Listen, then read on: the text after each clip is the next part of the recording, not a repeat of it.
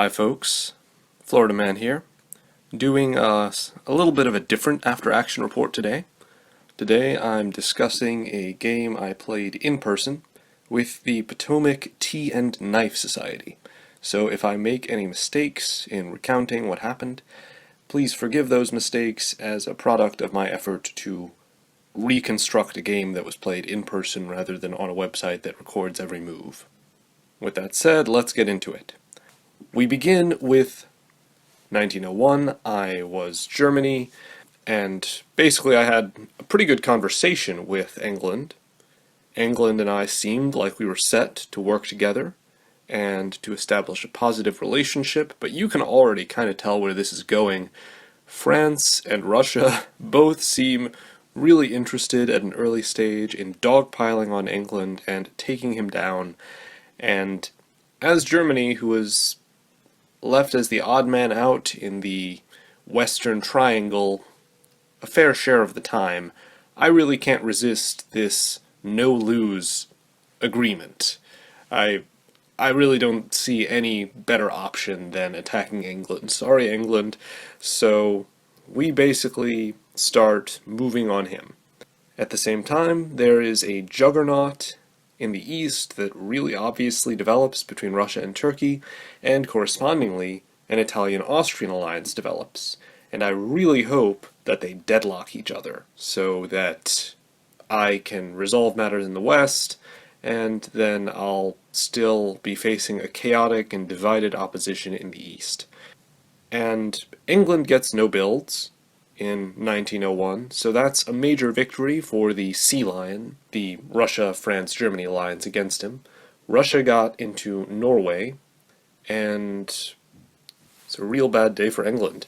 France and I make some progress, positioning to fight England, and meanwhile the Juggernaut and Austria-Italy are, just as I had hoped, spinning their wheels in the east.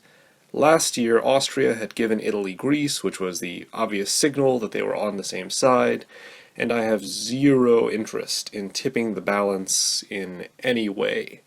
Although, even at this early point, Russia and Turkey are asking me if I might do that.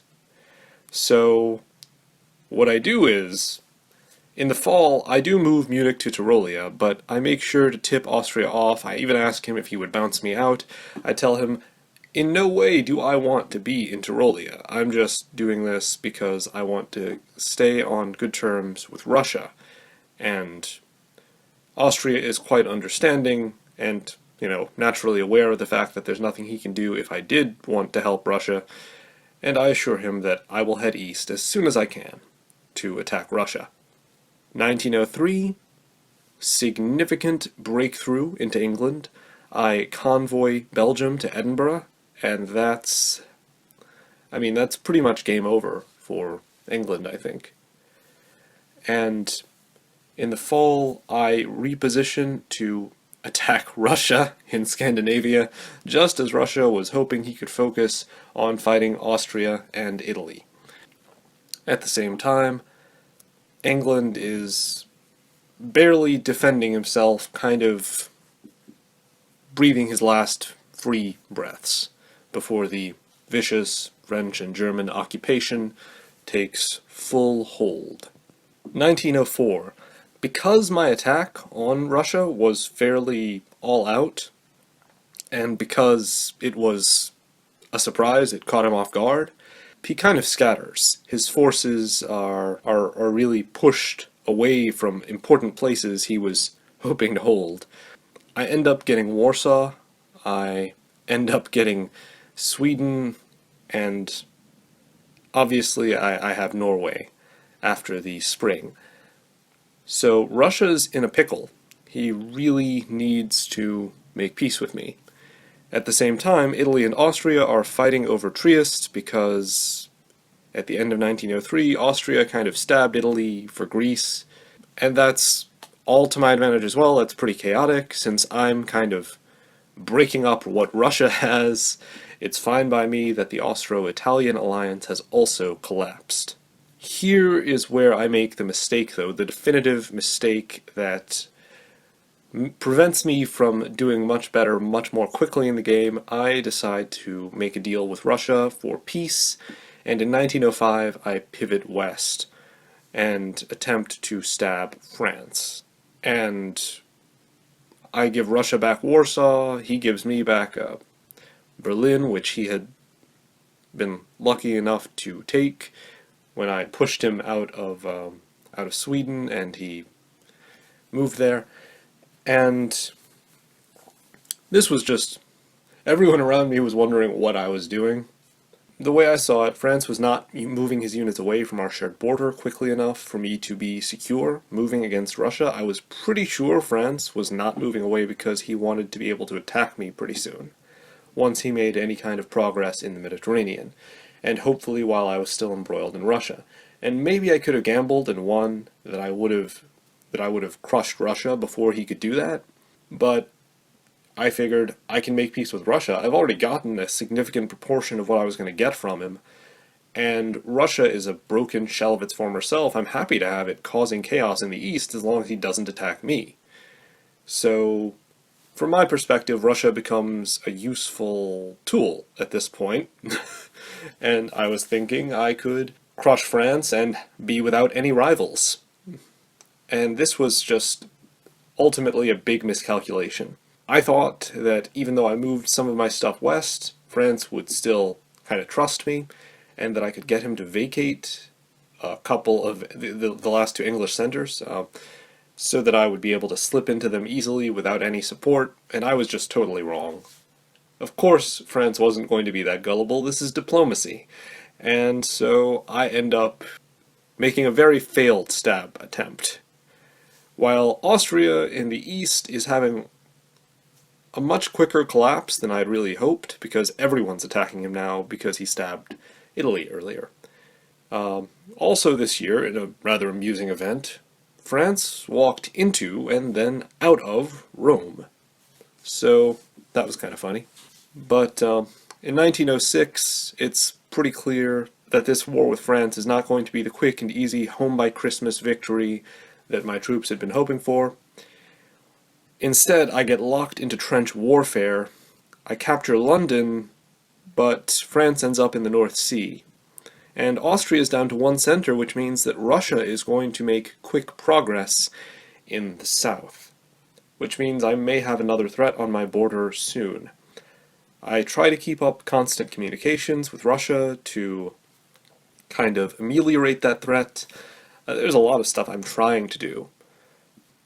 Most of the time period while I'm fighting France, he's sitting in Tunisia, and I try to get Italy and Turkey to work together, and maybe just find some way to get him out of Tunisia at least, and maybe slip into the unguarded Iberian centers. That would be ideal for me. But because they have no trust between them, quite understandably, because, well, Italy shouldn't trust the Juggernaut, shouldn't trust either member of it, but because they have no trust between them, it doesn't happen. And France essentially uses the entire Italian military successfully as a shield for himself in the Mediterranean, so he can use all of his resources to fight me, except for that one unit in Tunisia. That's not great. Still, I am, as of 1907, slowly making progress against France.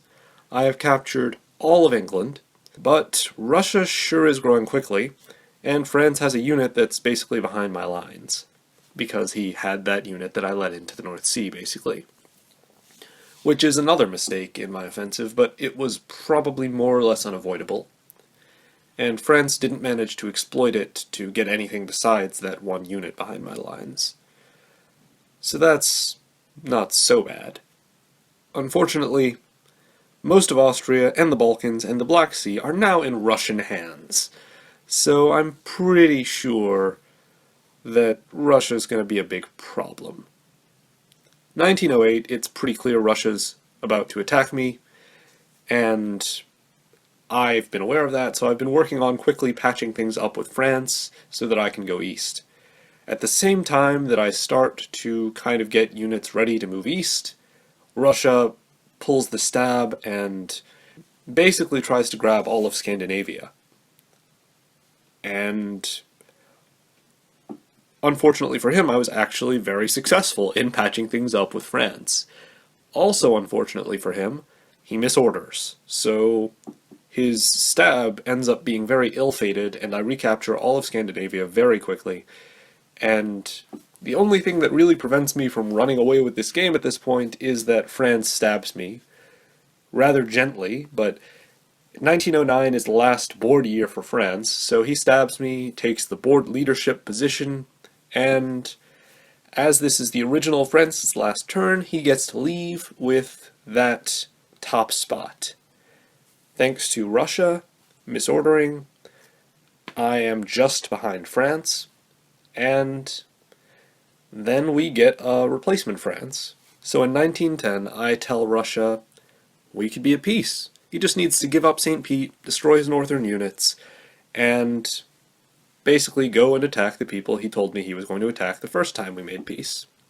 And he also offers to try and get into Tyrolia so he can help me attack France. I say sure, but I also take St. Pete and attack Warsaw successfully.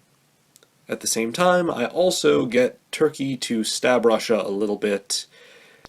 I help Turkey with that stab using a unit that I've got in Romania, because Russia trying to defend himself puts me in Romania. By 1911, I have armies in St. Pete and Warsaw, but I've agreed to actually back off and leave Moscow alone, and allow Russia to continue fighting as long as he uses his units basically how I want him to, doesn't attack me, uses his northern fleet to help me attack France, and because he has a similar kind of leverage over Turkey, Russia also brings Turkey along for this, especially because without my help, Turkey also can't really do anything to Russia. So the three of us start essentially plotting our orders together, and 1911 is basically just our combined forces trying to move as close to the line with France as possible, trying to make as much progress against France as possible, and after this year, France observes that if I keep Russian support, and if I keep Turkish support, which he sees no way of winning, France must inevitably crumble, so he suggests that they concede me the solo, because I have the best odds of getting it at that point. And basically everyone says fair enough, and so the game ends there. I have to admit, I am not entirely sure I would have kept their support for the duration of this process, but the Potomac Tea Knife Society is very competitive, so I'll take whatever kind of win I can get, I guess. It was a fun time, great conversations, wonderful surprises. I had a lot of fun. I hope the other members of the secret society had a lot of fun as well, and that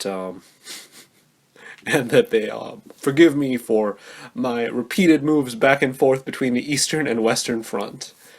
As Austria pointed out, I basically repeated the German pattern from World Wars I and II, which has never really been a winning pattern for Germany. This time it kind of was, but it very easily could have gone the other way. Hope you guys liked this after-action report. If so, you know what to do. The liking and the subscribing and whatnot. And hopefully I will make another one soon. Till next time.